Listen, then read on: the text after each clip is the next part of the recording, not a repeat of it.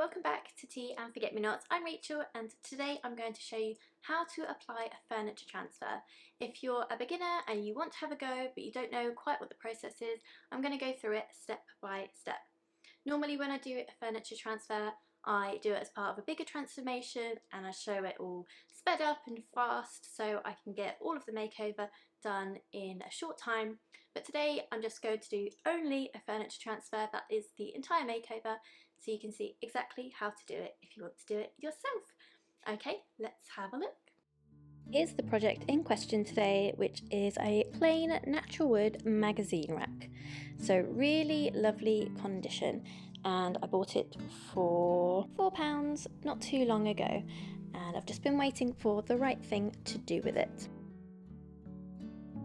My plan is to attach a furniture transfer to both ends just to make this a really lovely floral piece, perfect for spring. I really like how this is connected together, it's really lovely, so I'm not going to cover it with paint, I'm going to leave it natural and put the transfer on the ends just to make it a little bit more special. So even without painting and leaving this natural, this will still be a 3-step process, which involves cleaning, applying the transfer and then sealing. Step 1 of being able to apply a furniture transfer successfully is to clean the piece. And yes, I do have 2 gloves for the same hand here. Thought I'd mention that before you did. Now, even if your piece is painted rather than natural wood like this one, you still need to clean it either before painting or now.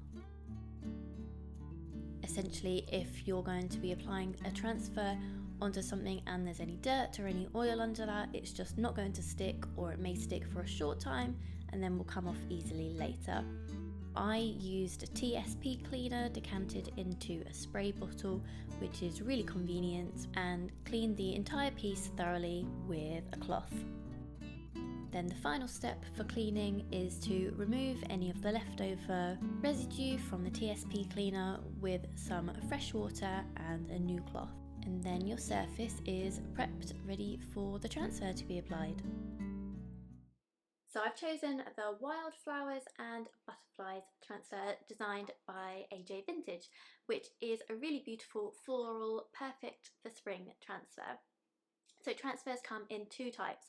Either they'll make up one big picture, or they'll have lots of different little elements, and then you can create whatever picture you want out of the different shapes that comes with it. So this one is a few different flowers. So I'm just going to see what works best with the magazine rack and lay them out first before applying them. So there's one thing you need to pay attention to before starting with your furniture transfer, and that is to read the instructions and to see whether or not you need to seal the piece before or after applying the transfer. Because of course if you apply the transfer and then find out you should have sealed beforehand, it's too late then. It tells you on the tube what you expect to get, so there'll be 4 sheets of various flower designs and then the size of it.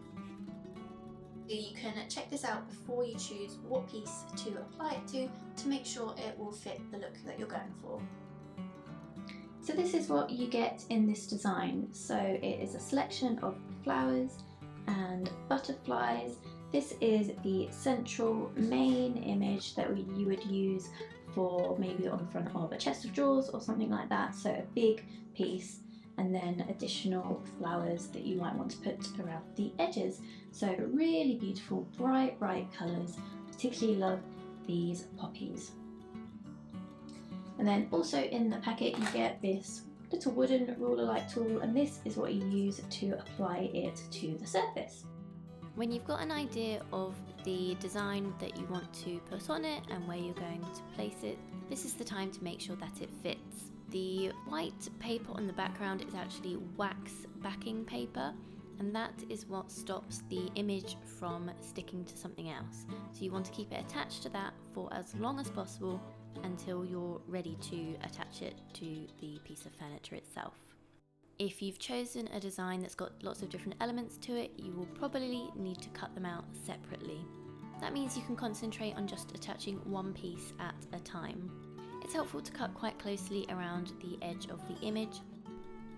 although you might want to give it a bit more space if you've got a freshly painted surface, just to protect the paint from in case you go over the edge of the plastic and scratch it with the ruler tool. Once you've taken away that wax paper, the image is completely sticky, so you won't be able to reposition it anymore, and you need to make sure that when you place it down, it is in exactly the right area where you want it, because if you try and relocate it after then, there's a risk that some of the image will already have attached. I cut around the shape of the magazine rack to keep some more of the flowers. These are things that I could either use on a different design later, or sometimes this is useful just in case it doesn't attach perfectly, and you can actually use some of the additional flowers of the same colouring to add on top of the transfer and hide any gaps.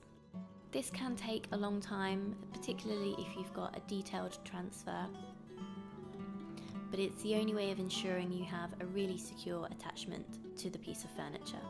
It's helpful to go around the edge of the transfer first with the ruler tool to make sure that it stays in place. But if you're struggling with holding it in place, you could use something like frog tape, which is low adhesive, so it keeps the transfer in place but wouldn't impact a painted surface.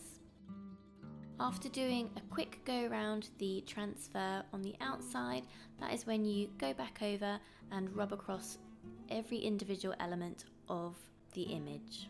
If you're not sure if it is transferred perfectly, you can easily lift up the edge of the plastic and you'll be able to see if any of the image is still attached to it. Simply lay it back down and rub some more over the part of the image that hasn't attached.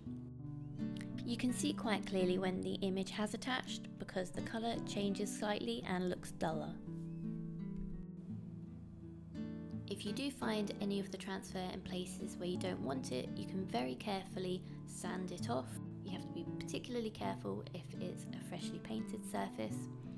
Another alternative to removing a transfer, either now or because you want to remove one further down the line, is to use something like a hairdryer or a heat gun. And again, just be particularly careful that that doesn't ruin the paint as well. And the final part of applying the transfer is called burnishing, and that is when you use either a clean finger or a dry cloth just to rub over the entire transfer again. And this is what gives it the additional security of adhering to the surface really well.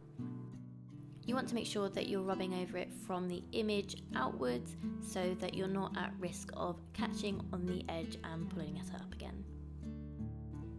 And if you find yourself with any gaps in the transfer that haven't applied or have got messed up somehow, if you have any of the extra transfer that you cut off, this is where you'd be able to apply it on top to try and cover that gap. Step 3, the final part of successfully applying a furniture transfer, is to seal it. And as I mentioned before, this may be before applying the transfer or after applying the transfer, depending on the brand of the product you're using. It's a good idea to use a water-based sealer, something like a polyacrylic top coat. I don't recommend an oil-based sealer as that could risk deteriorating the transfer. But this is the best way to ensure that you have a long-lasting transfer which is less likely to be damaged by wear and tear. I really love the bright, vibrant flowers and how they contrast against the natural wood colouring of this magazine rack. I hope you found that applying a furniture transfer is not intimidating, it's quite simple. You just need to ensure you've got the 3 steps to success: cleaning, applying the transfer and sealing. And you can see how easy it is to have such a beautiful result. Thank you so much for watching today's mini makeover. I hope that if you were thinking about using a furniture transfer, you now have more confidence in doing it yourself and having a go. Okay, until next time, thanks so much. Bye.